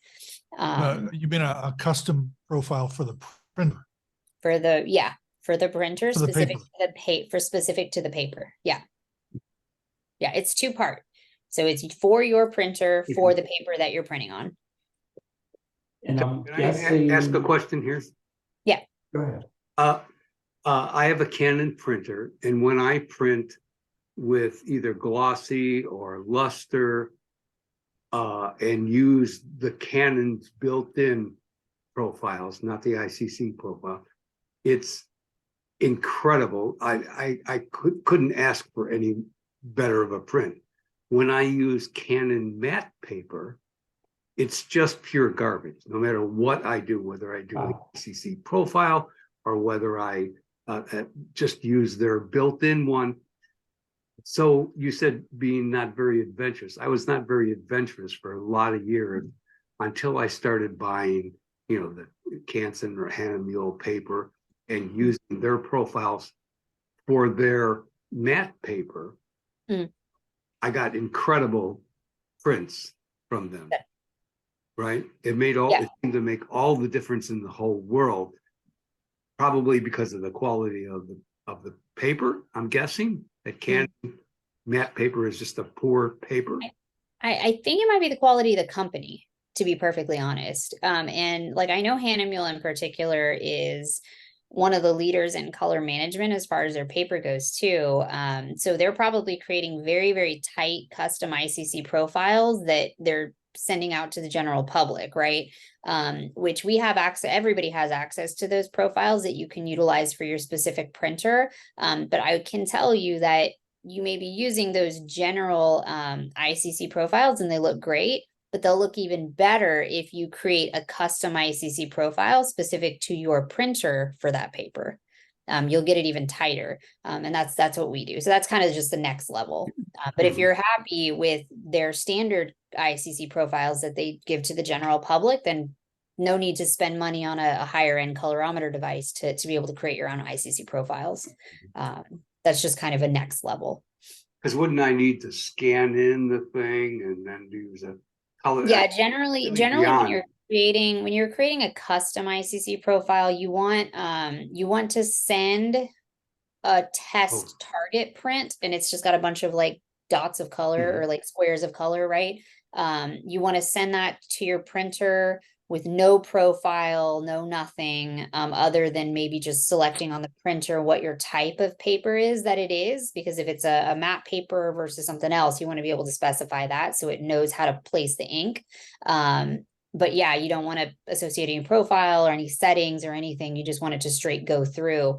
And then when you get that, you take your colorimeter device and you start to do the reads of color and create a custom ICC profile, because it's taking into account what the printer was capable of producing. And then the paper is what you're measuring the output of ink from. And then it creates a custom ICC profile specific to your workflow of paper and printer. And then of course you take your monitor into account. We want to make sure that's calibrated. So, okay. All right. So let me, I'm sorry, Amanda. I just posted a couple of things in the chat regarding ICC profiles for Canon, since most of us have Canon printers. The second link especially gives you some information about the printer ICC profile. And it does give you some information about the paper that you're using and the paper in the printer. So if you're using for me, I've got a Canon Pixma printer. I can download the ICC profile, and then based on the paper I'm using, I can use that particular. So that's real good information. I never knew that before. That's fascinating. Yeah, and Affinity does have a nice. It does consider it a adjustment layer. So you do new adjustment layer color profile, and it pulls up all those ICC files. Good, so you can kind of see. So I can see, and soft proof. Good. Yeah. Awesome. Can I ask a question about you mentioned a colorimeter? Is that like a color monkey? Is that but you're talking about using that on paper, not on the monitor, right? Correct. So you have your colorimeter device, but there are colorimeter devices that have the capability of creating custom ICC profiles. They're going to be higher end devices, and they typically don't look like, so I have a colorimeter here. They're not going to necessarily look like this or like the Spider Monkey that you had. They're going to be a little like, they're going to be more shaped like this, almost like a nut, I don't know. And they're about this big, and they have the ocular device, and they're supposed to, you know, slide on the paper so that you can kind of move between your patches to be able to measure them. So they are a bigger device than what we would be using for just a typical monitor. Just another level of device, probably another upgrade to what you possibly have. Generally, they're going to be in $1,000 range to $2,500 range or more. And can those do screens and paper, or are they two different devices? No, that device should be able to do both. Once you start to invest in your higher end devices, they can do both. What's that called again? They just have like different detachable options. Let me think. So we would call it a colorimeter. But really, depending on what company you're buying them from, so like we use a lot of X-Rite colorimeter devices, and I have different levels of them. I don't remember what the make and model is of the one that we have at work that we're using for ICC profile. I'm blanking. But I know what it looks like. It kind of is this shape, and it's gray. It's about that big. Mm. It's about that thick. And that wide. So it's a good sizable little device. But yeah, so let me jump over to Photoshop really quick for the individuals that have Photoshop. So let me just go back to desktop, share. Okay. All right, so I'm in Photoshop. Does everybody see that? Yes. Okay, perfect. So what I'm gonna do is I'm just gonna hop. So what I did was I just dragged and dropped that downloaded file, you know, our evaluation file, just straight into Photoshop. And I want to go up into the view option up here, my drop down. And then we notice right here, we have proof setup and proof colors. So I want to go into proof setup, and then I'm going to go over into custom. And then if I move this over so that I can see my image, right here, where it says device to simulate, if I go down, I can start to see all those ICC profiles. Do you see them there? Mhm. Yeah. Perfect. Yeah, so it's the same thing. Once you drag and drop them into that folder, they automatically are noticed by Photoshop, and then Photoshop will show you those, but they're just further down. So you just got to kind of move down, which is why we put DPL on all of ours. So if I take that smooth photo rag right here and I just click it, and then I've got my preview option set to on, I can turn it off. So that's no profile on, that's no profile. And then I'm enabling the profile that I have set. And now I can see what those characteristics are going to do. So again, that black, you can see how it just kind of muted that black a bit. And then it's softening some of your colors right here. Let me turn it back off, and let me move over to like Pro E, which is our luster silver halide print. Let me turn that on, and you can see all those colors muted. Do you see that? And then turn it off, turn it on. So same thing as Lightroom, just a different way to do it. Just go to view and then go to the proof option here, proof setup, and then custom. Okay, and then you can just toggle between all of those right down here. And then just make sure your preview is on so you can see it, and then toggle it on and off so you can see the difference. And then you can just switch between if you want. Okay, so that's how you soft proof in Photoshop. Any questions about that? Yeah, do you have a preference from printing from Lightroom or Photoshop, or any advantage one over the other? So me personally, I don't print like at home. I don't have a printer here. But at the lab, we used to use Photoshop, primarily. We never really loved the features in Lightroom. It doesn't mean it's bad. It just wasn't as full featured as we needed it to be for kind of what Photoshop is capable of. But now we no longer use Photoshop. We're using something called Onyx. Onyx is a a RIP software that can power multiple printers, and I can associate multiple ICC profiles across multiple printers. I can create hot folders that basically we drag and drop images into. It does everything for you and automatically goes to the printer with all the settings applied. So that's just automation in our industry. Can be fairly expensive. I think it's like $1,200 per year just for the maintenance of it. And then I think the one-time fee is probably about $5,000. So, but I mean, we're doing thousands and thousands and thousands of prints. So I need something to help automate our systems. Y'all don't need that. That would be overkill for probably what y'all are doing. I would say Photoshop is probably a good option for most of y'all. Assuming you're You using would prefer it over that's my preference over Lightroom. Yeah, Mhm. that would be mine. Do you have a reason for that? You just more features or Well, better? for me, I think more of my techs understand Photoshop than they do Lightroom. That's one.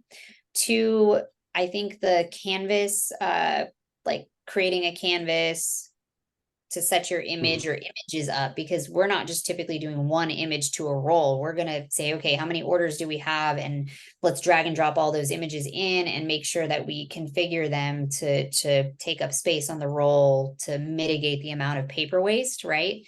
So that's how we used to do it in Photoshop, very manual, drag and drop, put them on, place them like a Tetris or whatever to make sure we're not wasting paper. And then we send that to print and then we just hand cut all the stuff off. Onyx does that automatically now. We just tell it how much paper is okay to not be printed on, and it automatically will fill it Tetris style to do whatever it needs to do. And now I don't need a tech to do it.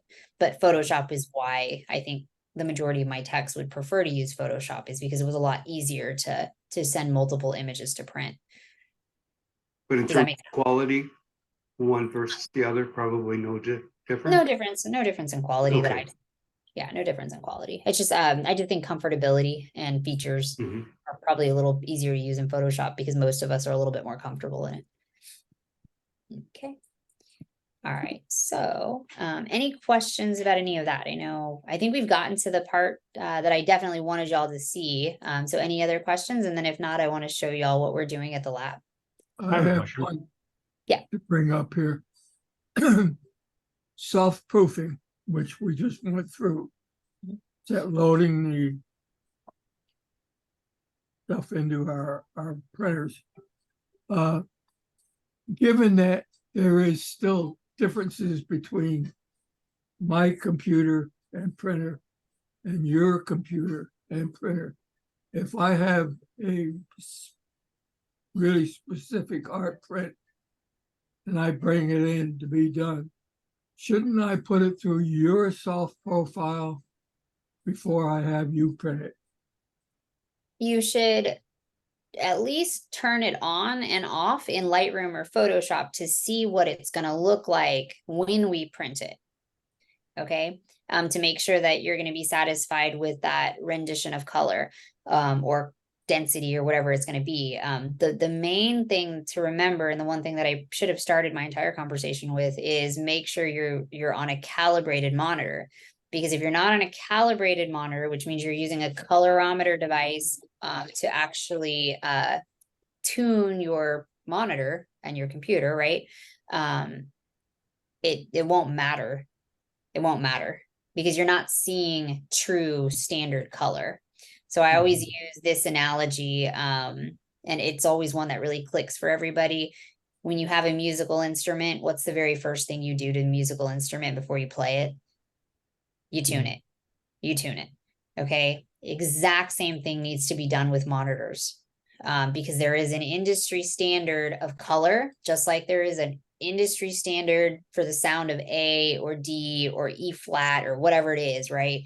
The same thing is true in color, as far as like projection of color from a monitor. So what you need to do is tune your instrument to make sure you are in tune, because if you're not in tune and your monitor is like too bright and your reds are not saturated enough or whatever, you're only seeing what's in front of you on an out of tune instrument, and you're going to go and edit all your stuff thinking it looks great on your out of tune instrument. And then you're going to take it to us or send it to us and we're going to print it.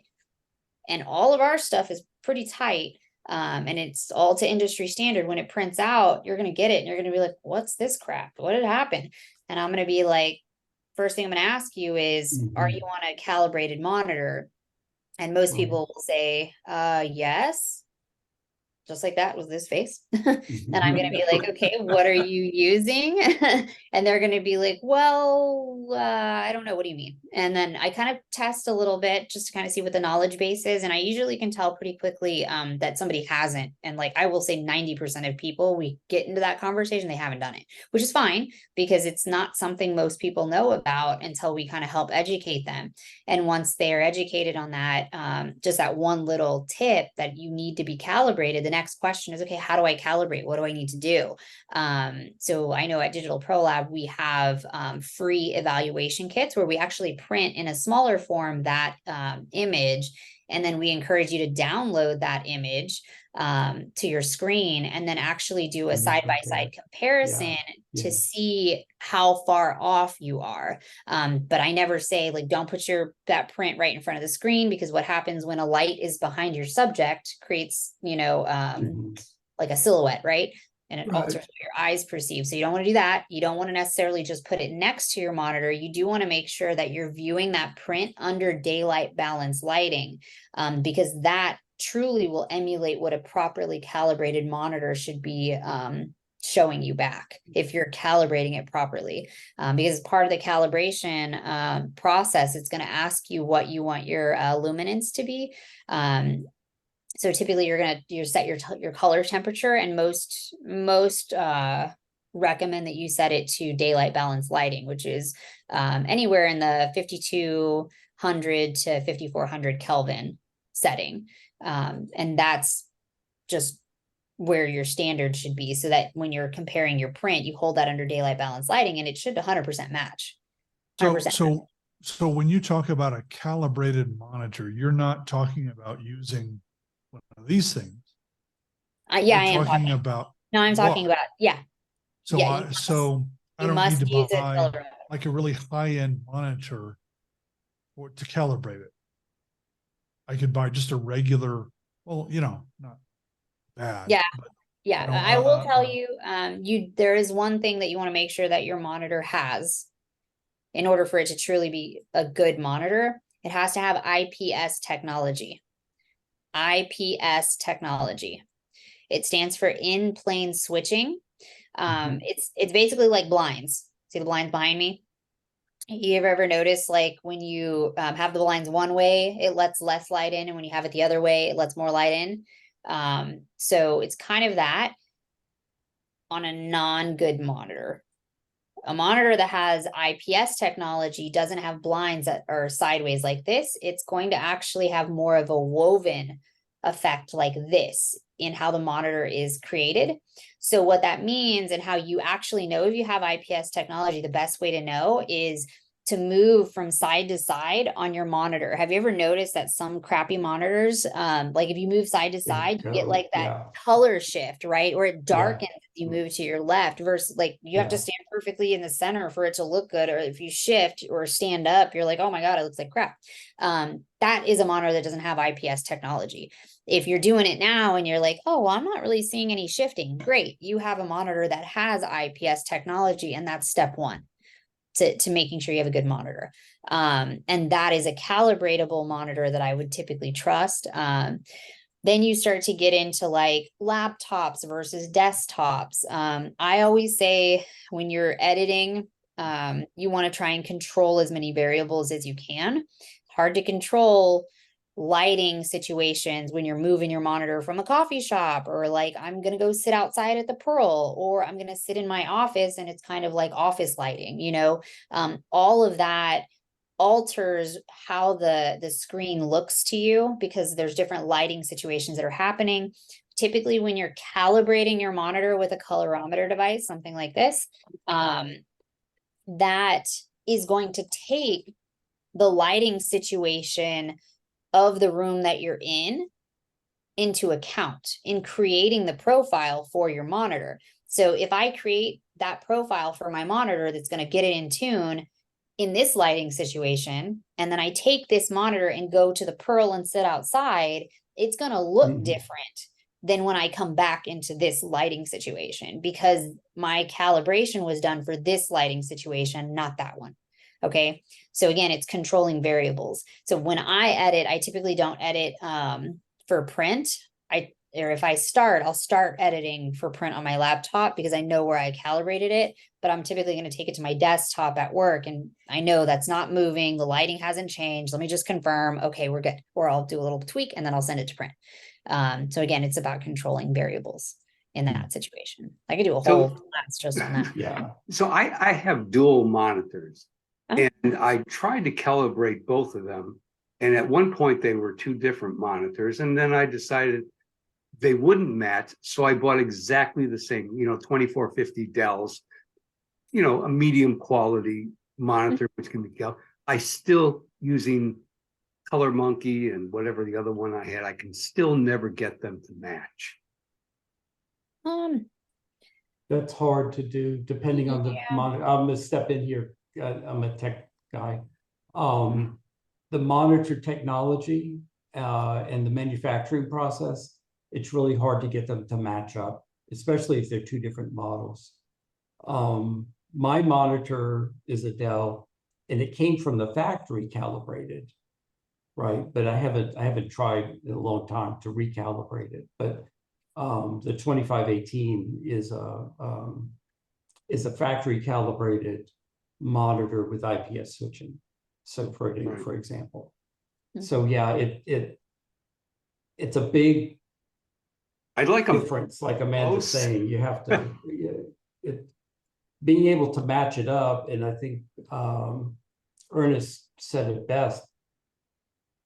In my mind, if you want a really nice print, go to DPL and bring your electronic file and because they have calibrated, professionally calibrated monitors. Yeah. So yeah, in the lab, like once you come into the storefront, all of our monitors are calibrated. So what you see is what you're going to get. The only thing that we're not showing most people is the soft proofing process. Like I already know when I'm working with a customer what papers to recommend and what not, so that we don't have to go through the soft proofing process. I really only do that when I have like a highly like the standard. I can kind of tell when somebody's standards are like way up here and I'm like, okay, I know I got to set an expectation. In order to set the expectation, I need to show them visually what it's going to look like. Or we just have to do some test prints, which really just means they're doing small versions of what they're going to print big. But soft proofing can usually mitigate any of that necessity, and we can make a decision. I can save money, which I'd rather. That's what I was getting at, is my monitors are calibrated because technically I'm using a device. They're just not calibrated and equal. I wonder whether your guys go in manually and tweak them to be the same. You can, and that's where like having I know I have, when I go do calibration, I have like a little light like this, and like if I open it up, I've got my light, right? So I have that print and I have it in a smaller form, and when I'm pulling that image up, I'm going to have my alt light so I can shine that daylight balance lighting on it, and I'm going to compare it. And if I need to do like a minor tweak adjustment, I can to try and get them a little bit more in line. The only time we really see major shifts is if one of the monitors is older and it's going bad. And that's where like contrast and brightness, they start to kind of, it's a light source. It's going to dim over time. And that'll have a variable effect too. So yeah. All right. Done? I have a question. Oh, okay. No. Go ahead. You were talking about the color monitoring device. I'm hard of hearing, so sometimes words kind of get blended together. So I think you're talking about not the data spider, but the other thing. How do you pronounce that, or how do you spell? Because I'm looking online, I don't see anything.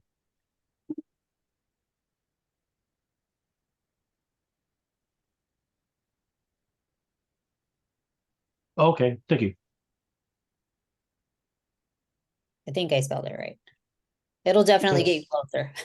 That is correct. I was like, I feel like it's now. right. Yeah. And I typed it wrong first. So yeah. All right, thank you. Yeah. Yeah. Cool. Yeah. All right, so I definitely want to share with y'all what we've been working on at the lab. So next Saturday, not this Saturday, but next Saturday at 7 p.m. Is going to be our opening for our Photo Septiembre exhibit. So Photo Septiembre is a citywide celebration of photography, where several galleries, there are restaurants and companies typically will showcase works of photography as part of this kind of parade of galleries, so to speak, for the entire month of September. If anybody's familiar with like Contemporary Art Month, is anybody familiar with that? Heard of it? So it's really just a month-long celebration of contemporary art in Contemporary Art Month, which could include photography, but it's also going to encompass like, I don't know, interpretive dance and, you know, mixed media art and painting and all the stuff, right? Now, Photo Septiembre is exclusively for photography. There's no other, typically other elements that are allowed in that, because it's Photo Septiembre photography. So Digital Pro Lab a few years ago, I would say about 7 or 8 years ago, we decided to try one and convert our entire gallery space or entire retail space into a gallery and showcase art. You know, different photographers, we printed all their stuff for free and created kind of an event atmosphere where everybody can come and we can you know, kind of have more of a community event at the lab. So that's grown very drastically over the years. A lot of it is because we've now at the lab, we've started using that kind of as an incubator for different ideas. It's where we get to really have fun with what we do and create a really engaging space and get to know some of our artists really well and why they do what they do and work with them to produce work that they otherwise couldn't afford a lot of times. And we do all of that for free. And then we just have like a really big party and we have a lot of fun and people from all parts of the city come out, all, you know, GSACC members come out or PPSA or, you know, people that are, you know, high-end photographers that have been doing this, like Al Rendon from, you know, he's about to celebrate his introspective show at the Witty. So he's been doing a lot. So let me show you a little bit of the stuff that we've been doing. I'm not going to show you the show. If you're going to come see the show, you want to see it on that Saturday. But let me. Is this the unseen? Yeah, this is Unseen. I was on your website. Yes, it's very exciting. Okay, so let's see. I think I got that. And then let me come. And when does that close? So I will show you. There's my When's desk. the latest we can go see that? So it's gonna be open from let me get to my folder. Download. It's gonna be open from the 26th of August through the 14th of October. So this is the flyer, if everybody can see that. So that's the flyer for our opening exhibit. So it's August 26th from 7 to 10 p.m. at Digital Pro Lab. We're going to have the gallery opening, obviously. We're going to have like food trucks and tap trucks, and we're going to have live musicians and all of that good stuff. So it's pretty cool. We kind of really create this festive environment. But as far as like, let me get this up. So there's a couple different components to what we've done with this. Again, this is really where we get to play and do some stuff. So I talked a little bit about the solvent printing process. So here, this is actually Al Rendon's studio. It's in the center of Southtown, right at the corner of South Presa and South Alamo. And he's allowed us to vinyl his windows right there. And that's Alex. He's one of our managers at the lab. He grew up on the south side of San Antonio and really is more of a street artist. That's how he grew up. And now, you know, I've given him an opportunity to take some of what he likes about art and his artist process and creation and I've allowed him to kind of partner with some people throughout town to do these installs. So Unseen, what you saw there, that external installation is just kind of a big flyer with a QR code, just kind of teasing the city a little bit, showing them that, hey, we have eyes on the city, just like the one that you're seeing. This is Jaime, who owns Jaime's Place on the west side of town. And he's a big part of cultivating West Side culture. So we went and took pictures of his eyes and wanted to place them because he's definitely got eyes on a lot of what's happening culturally in the city. But the other people that do that are all of our photographers, right? So all of y'all see people in San Antonio, whether you're taking pictures of them or you're taking pictures of places that they frequent. And photographers are really the eyes of San Antonio. And each of us sees San Antonio differently and through our own unique lenses of how we see things, right? So for us, we're really trying to showcase 12 unique perspectives of San Antonio. And that's what the overall show is going to be about. So I'm going to show one more. I think this one is the thing. Let me see.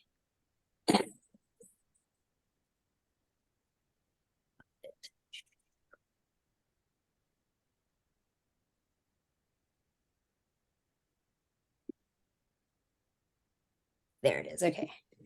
All right, so I'm going to put this up just so y'all can see a little bit more about it. Immersing visitors in the untold stories and unique perspectives of the San Antonio community. That's the goal of Unseen, a new photography exhibition making its debut at Digital Pro Lab later this month. Joining us now to tell us all about it, Digital Pro Lab owner Amanda Dominguez and exhibit curator Alex James. Thank you guys so much for joining us. Thanks so much for having us. All right, Amanda, let's start with you. Let's start with the basics for people who don't know about Digital Pro Lab. You're located on San Pedro, outside Loop 410, and really one of the last of its kind in San Antonio. We are the last. Oh, the last. Full service photo lab in San Antonio that specializes in everything from photo restoration, printing, archiving, and especially film developing, which is something that a lot of people don't even know where to go, and we're the ones that they find. So we're excited to be a part of the city because of what we do. We are and have quickly become a pass-through for all of San Antonio's histories, stories, perspectives, and we're really proud of that. Yeah. Well, that sounds like a natural segue to ask you about the exhibition later this month, Unseen. What's that all about? So Unseen is a part of Photo Septiembre, which is a citywide celebration of photography. And Unseen is our Digital Pro Labs exhibit that we'll be showcasing, where we're going to spotlight 12 San Antonio photographers as part of the exhibit and show off their unique perspectives. So Alex, tell us, how do you find these 12 photographers? So we found them, most of them are all local. Well, actually, they're all local. All 12 photographers are local. We kind of went through months of just searching for the right people for the show. We had a clear-cut vision of what we wanted for the show, and that really helped us pick the 12 photographers. So what do you mean when you say capturing San Antonio's lesser-known stories? Well, San Antonio is a growing city right now, and there's a lot of growth in the city and downtown and all over the city. So we wanted to select artists that kind of represented their community well. There's different perspectives from all over the city, depending on what side of town you're from, and we wanted to make sure they all had the platform to be able to show. So, Alex, this is kind of fun. As kind of a preview, a teaser of sorts. You've been placing, I guess, actual eyes around the city. How's that working out? It's going well. So the whole idea on that was, these are photographers' eyes that see the perspectives of the city, and we kind of wanted them to, represent the whole the show itself and kind of represent what they see throughout the city. So Amanda, this is August 26th. So that's still about 9 days away, but I'm assuming you had a preview yourself. You've seen what's happening. Yes. How excited are you for people to finally be able to see this? I'm really excited. I know we put in a lot of work, not only in the printing side, because we do that pro bono, free of charge for all of the artists. So we, have been creating and, doing both the external installation as well as the internal within lab installations. And that's all going up right now. We've got, cherry pickers up and lighting and all of that good stuff. So it's going to be very immersive. The other part of it, although it is a celebration of photography, we are going to be showcasing a premiere video by Larry Martinez that we're very, very excited to showcase because like the other artists, the photographers, he's also kind of unseen in our community. And he has an incredible talent for capturing the heart of the city. And I can't wait for everybody to see it. Well, we want everyone to be able to see it. In fact, I believe we might have a QR code we can put on the screen right now. It'll take you to the website. Where can people learn more? And I understand this runs through October, right?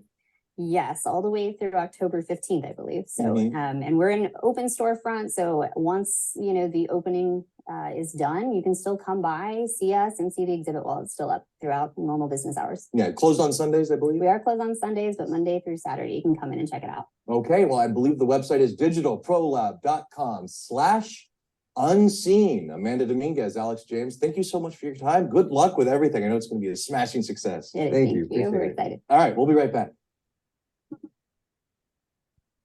That's real exciting. Yeah, I'm really excited. I keep calling this is our grand opus. This is literally something, I mean, it was a feat. I mean, even doing the external installation of the eyes, which we've gotten a lot of great feedback. I mean, a lot of people are like, I don't know what's happening, but those look really amazing. We've had so many photographers just actually go and take pictures of the spaces that we've actually put the eyes on, because it almost personifies the buildings or the places that we're placing them, which is a good thing. I think, I mean, if you haven't been by the lab, we have a huge pair of eyes on the very top windows. So even those are very impactful as you're kind of passing through San Pedro, you see them and you're like, the building has eyes. It's very kind of crazy.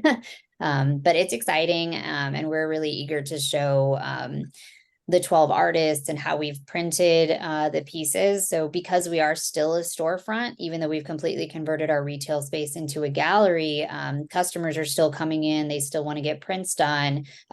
So we've chosen different substrates for each of the artists. I don't think any two are necessarily on the same mediums or materials. So we talked a little bit about like silver metal or white metal or like textured papers and this and that. Like the different artists have their stuff displayed differently. One, because if y'all were to come in and say, Amanda, tell me about this silver metal. Hey, let me show you Tristan's work, who's one of the artists, and let me show you why we chose silver metal for him and what his stuff looks like on it. And it's in a gallery setting. So it's really going to be pretty cool. Something different. I'm sorry, I don't interrupt. Do you have a map of where all the eyes are around the city? We don't, and there's still some going up. We kind of paused a little bit because we're about to go through the launch, but we're going to continue to put some throughout the city. One is off of 281 where the on-ramp is for Hildebrand. Oh, okay. That is like if you're going to exit to go to like Incarnate Word, as you're going south. So as right before you exit, you'll see a banner that we placed with one of the artist's eyes. The other is Al Rendon's, which is right at the corner of South Press and South Alamo. Another is at Jaime's Place on the west side of town. I think they're gonna, so my guys, because they are street artists, that's how they started. They really want to go out to Lone Star. Are y'all familiar with Lone Star Brewery? Yeah. Or Lone Star. So right now it's just abandoned. A lot of graffiti artists go in there. I know Alex really wants to go in there and put a pair of eyes in there as well. So if y'all are brave enough and want to go hang out with a lot of photographers, like street photographers, like to go and take pictures in there. It's just, I mean, it's trespassing, so you gotta be careful.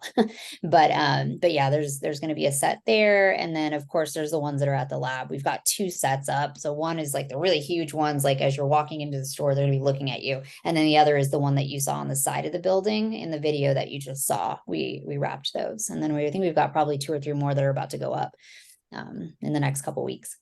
So Barry JR, if you're familiar with him. I'm not. Oh, he's a French, I won't get into it, but he's a French photographer that does street art with huge, huge, huge pictures of people. Oh, wow. Does Yeah. he do eyes? Like faces? Yes. Okay, did he do like Peru or something like that? Yep. Okay, yeah, I saw that. Somebody sent that to me. They're like, "Oh, it reminds me of this," and I Yeah, started to kind of deep dive because exactly. it gave us some ideas for how else to place them or where to place them. And again, it's kind of this interesting like personification of the buildings that we're placing them on. It's kind of cool, and eyes are very impactful. So we're excited to show what some of those eyes are seeing. And Really great, and you've been really great. So thank you. thank you. All right. Any I other questions? posted the link on the chat, Amanda. That's If perfect. anybody's interested, you can go to the events. Yeah, let me do page. one more. So it's digitalprolab.com/unseen. So there's like a whole website dedicated to it. Let me show you really quick while I'm thinking about it. What was the name of the Peruvian guy who did the eyes? I didn't hear all of that, but what was his name? Remember his name? I don't remember his name. Okay, so this. Joanna?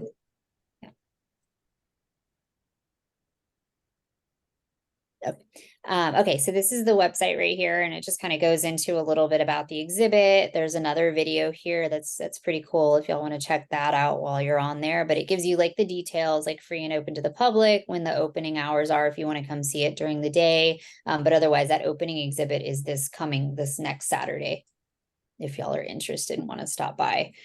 It's always really cool because we get we work with so many different people because we are the last full service photo lab in San Antonio. So, I mean, anybody that wants to preserve their memories or create art, I mean, a lot of them are coming to us now because they don't really have anywhere else to go. So you're seeing all different types of people just like coming in and, you know, a community of people just hanging out. And I love that. I love that. So if I have paper that I've used and I like how it looks, can I bring it to y'all and have y'all print on my paper? No. And a lot of that is because of our quality standards, because we'd have to create a custom ICC profiles for that paper. And I can tell you right now, I don't have time to create custom ICC profiles for like 116 by 20 that you might want to print. You'd really like the only time I would consider doing something like that, or we would bring a new paper on, is if you were putting through quite a bit of volume, like over a year. And I knew that like we've added like the Barita paper that we have, we actually added because we had a specific photographer recommend that paper. And they were like, if you can bring it on the product line, I will absolutely order it. And we worked with her to get it on. And it's been really a great success, actually. So I thank her for that. And okay, and then one more question, and I'll be. So let's say that I want to do, I want to sell my prints. And I want to create a print that right now I just want to do say 20. Okay. And if I sell out of those, I want to be able to come back to you and say, print this again, and I want it to come out exactly the same way. Can y'all do that? I'm gonna say yes with a caveat. Depends on the paper that you're printing on. Because especially once we're transitioning from Kodak to Fuji, there's a chance you're gonna get Kodak paper right now and Fuji later. So that's my caveat. The other is it as long as you're not doing any edits or adjustments to it, it should come out pretty darn close. Yeah. Okay. Okay. Yeah. The only paper you're really going to see fluctuation on, and it's not just because of the Kodak and Fuji transition, but silver halide, because we do have to balance the machines every single morning where we're doing emulsion and balancing checks, is that there is some variation and variance in the silver halide process, not so much on the inkjet process. So if you were going to do that, I would recommend you doing an inkjet print. And again, we have like 9 different options over there, so you'll be fine. Any other questions? Are we good? Amanda, this has been wonderful. This is a lot of great information. I know I'm sorry some of the other members couldn't make it tonight because I think they missed out, but I guess they can see the recordings. But yeah, just a little bit of a fire hose, but It's I a lot picked of up a few major points that I'm gonna work with. The ICC profiles is really great information. And the Good. different type of paper is definitely is really good information.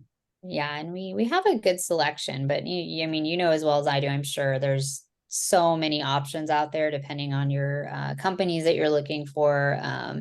There's a lot. And so it can be really fun. The paper part of it. So Peter, maybe we can post this event On Facebook. on our Facebook group, right? Yeah, I Um, usually put it on Facebook and I put it on our website. Fewer Yeah, look at our website now. More people look at the Facebook, but it's nice to have for archival yeah, purposes. Because Facebook, yeah. a few days past, it gets lost so far. Yep. Whereas on our website, it's always there. Yeah, it'd be great to have a good turnout from the club to be Oh, yeah. there Saturday. Yeah. Mhm. Yeah, I would love that. Yeah, it's going to be a really big event. I'm excited. I'm excited to see it all come together, and we're not quite there yet. So it's literally in motion as we speak. I mean, I've got to go and Mhm. paint more walls this weekend, but it's all worth it. Labors of love. Yeah, Yeah. Thank you. This has been great. Thanks. yeah. All right. Well, Sounds thank y'all so wonderful. much for having me. Yeah. It's been a long day, so I'm gonna call it a night, Yeah. but I That's You appreciate did a Thank y'all. you. fabulous job and we Great talk. all appreciate it. And Yeah. some of us might even look at the video again for some of the Oh, things. good. Yeah. So again, hopefully we'll all see you next Saturday. Yeah, next Saturday. Mhm. All right. Yes. Looking forward to it, Yes. guys. I've got my tickets. Good. All right, guys. Thanks so much. I'll talk to y'all Thank later. you. Okay, thank you, Amanda. Bye, Amanda. Thank you. Good night, everybody. Let's see. Yep, Good night. I'm gonna duck out myself. This was awesome.